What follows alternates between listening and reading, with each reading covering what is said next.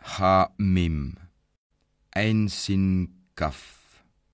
C'est ainsi qu'Allah le puissant, le sage, te fait des révélations, comme à ceux qui ont vécu avant toi. À lui appartient ce qui est dans les cieux et ce qui est sur la terre, et il est le sublime, le très grand. Peu s'en faut que les cieux ne se fendent depuis leur fête, quand les anges glorifient leur Seigneur, célèbrent ses louanges et implorent le pardon pour ceux qui sont sur la terre. Allah est certes le pardonneur, le très miséricordieux. Et quant à ceux qui prennent des protecteurs en dehors de lui, Allah veille à ce qu'ils font, et tu n'es pas pour eux un garant.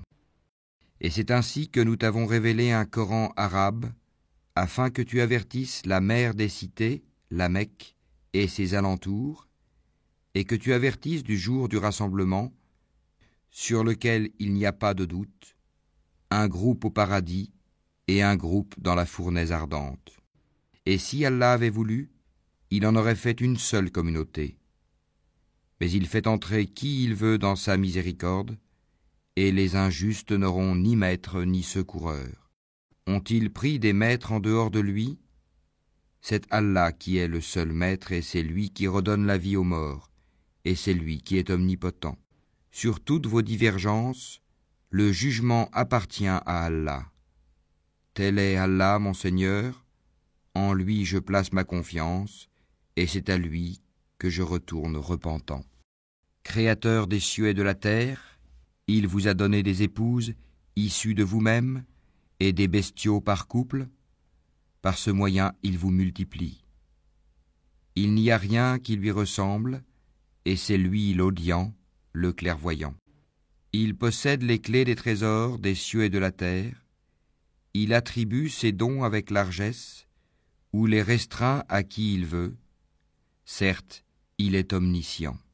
Il vous a légiféré en matière de religion ce qu'il avait enjoint à Noé, ce que nous t'avons révélé, ainsi que ce que nous avons enjoint à Abraham, à Moïse et à Jésus. Établissez la religion, et n'en faites pas un sujet de division. Ce à quoi tu appelles les associateurs leur paraît énorme. Allah élit et rapproche de lui qui il veut, et guide vers lui celui qui se repent. Ils ne se sont divisés qu'après avoir reçu la science, et ceci par rivalité entre eux. Et si ce n'était une parole préalable de ton Seigneur pour un terme fixé, on aurait certainement tranché entre eux. Ceux à qui le livre a été donné en héritage après eux sont vraiment à son sujet dans un doute troublant. Appelle donc les gens à cela, reste droit comme il t'a été commandé, ne suis pas leur passion, et dis, je crois en tout ce qu'Allah a fait descendre comme livre, et il m'a été commandé d'être équitable entre vous. Allah est notre Seigneur et votre Seigneur, à nous nos œuvres et à vous vos œuvres. Aucun argument ne peut trancher entre nous et vous. Allah nous regroupera tous, et vers lui est la destination. Et ceux qui discutent au sujet d'Allah après qu'il a été répondu à son appel, leur argumentation est auprès d'Allah sans valeur. Une colère tombera sur eux, et ils auront un dur châtiment. C'est Allah qui a fait descendre le livre en toute vérité, ainsi que la balance. Et qu'en sais-tu ? Peut-être que l'heure est proche. Ceux qui n'y croient pas cherchent à la hâter, tandis que ceux qui y croient en sont craintifs et savent quelle est la pure vérité. Et ceux qui discutent à propos de l'heure sont dans un égarement lointain. Allah est doux envers ses serviteurs, il attribue ses biens à qui il veut, et c'est lui le fort, le puissant. Quiconque désire labourer le champ de la vie future, nous augmenterons pour lui son labour.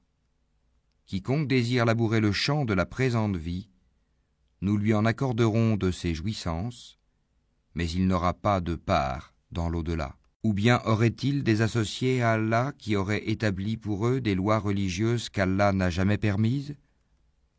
Or, si l'arrêt décisif n'avait pas été prononcé, il aurait été tranché entre eux. Les injustes auront certes un châtiment douloureux. Tu verras les injustes épouvantés par ce qu'ils ont fait, et le châtiment s'abattra sur eux, inéluctablement. Et ceux qui croient et accomplissent les bonnes œuvres seront dans les sites fleuris des jardins, ayant ce qu'ils voudront auprès de leur Seigneur. Telle est la grande grâce. Telle est la bonne nouvelle qu'Allah annonce à ceux de ses serviteurs qui croient et accomplissent les bonnes œuvres.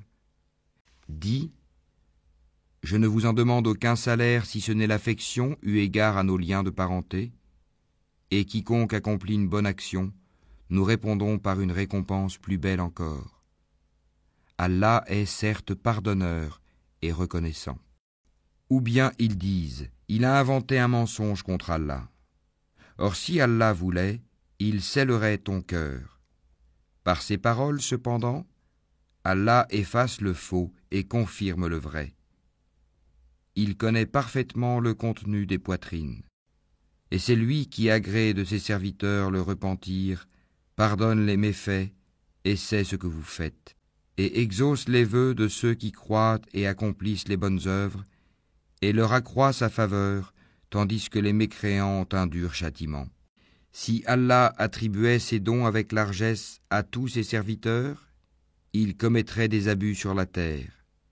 Mais il fait descendre avec mesure ce qu'il veut, il connaît parfaitement ses serviteurs et en est clairvoyant. Et c'est lui qui fait descendre la pluie après qu'on en a désespéré et répand sa miséricorde, et c'est lui le maître, le digne de louange.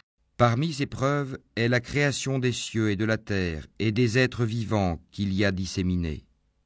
Il a en outre le pouvoir de les réunir quand il voudra. Tout malheur qui vous atteint est dû à ce que vos mains ont acquis, et il pardonne beaucoup. Vous ne pouvez pas échapper à la puissance d'Allah sur terre, et vous n'avez en dehors d'Allah ni maître ni défenseur. Et parmi ces preuves sont les vaisseaux à travers la mer, semblables à des montagnes. S'il veut, il calme le vent, et les voilà qui restent immobiles à sa surface. Ce sont certainement là des preuves pour tout homme, endurant et reconnaissant. Ou bien il les détruit en punition de ce qu'ils ont acquis comme péché, cependant il pardonne beaucoup. Ceux qui disputent à propos de nos preuves savent bien qu'ils n'ont pas d'échappatoire. Tout ce qui vous a été donné comme bien n'est que jouissance de la vie présente.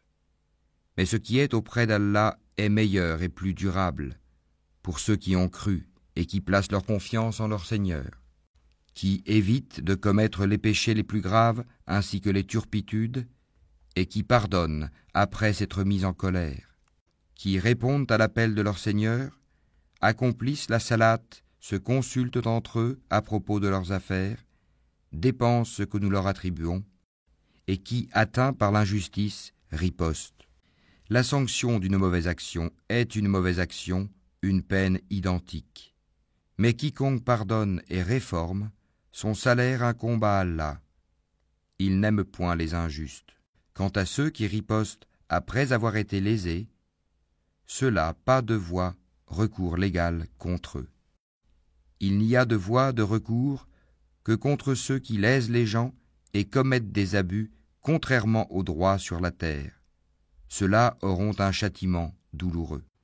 Et celui qui endure et pardonne, cela en vérité fait partie des bonnes dispositions et de la résolution dans les affaires. Et quiconque Allah égare n'a aucun protecteur après lui. Cependant, tu verras les injustes dire, en voyant le châtiment, « Y a-t-il un moyen de retourner sur terre ?» Et tu les verras exposés devant l'enfer, confondus dans l'avilissement, et regardant d'un œil furtif, tandis que ceux qui ont cru diront « Les perdants sont certes ceux qui au jour de la résurrection font leur propre perte et celle de leur famille. » Les injustes subiront certes un châtiment permanent. Ils n'auront pas de protecteur en dehors d'Allah pour les secourir, et quiconque Allah égare n'a plus aucune voie.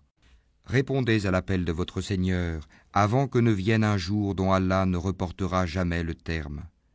Ce jour-là, nul refuge pour vous, et vous ne pourrez point nier vos péchés. S'ils se détournent, nous ne t'avons pas envoyé pour assurer leur sauvegarde, tu n'es chargé que de transmettre le message, et lorsque nous faisons goûter à l'homme une miséricorde venant de nous, il en exulte. Mais si un malheur les atteint pour ce que leurs mains ont perpétré, l'homme est alors très ingrat. À Allah appartient la royauté des cieux et de la terre. Il crée ce qu'il veut, il fait don de filles à qui il veut, et don de garçons à qui il veut, ou bien il donne à la fois garçons et filles, et il rend stérile qui il veut, il est certes omniscient et omnipotent. Il n'a pas été donné à un mortel qu'Allah lui parle autrement que par révélation, ou de derrière un voile, ou qu'il lui envoie un messager, ange, qui révèle par sa permission ce qu'Allah veut. Il est sublime et sage. Et c'est ainsi que nous t'avons révélé un esprit, le Coran, provenant de notre ordre. Tu n'avais aucune connaissance du livre ni de la foi, mais nous en avons fait une lumière par laquelle nous guidons qui nous voulons parmi nos serviteurs, et en vérité, tu guides vers un chemin droit, le chemin d'Allah, à qui appartient ce qui est dans les cieux et ce qui est sur la terre. Oui, c'est à Allah que s'acheminent toutes les choses.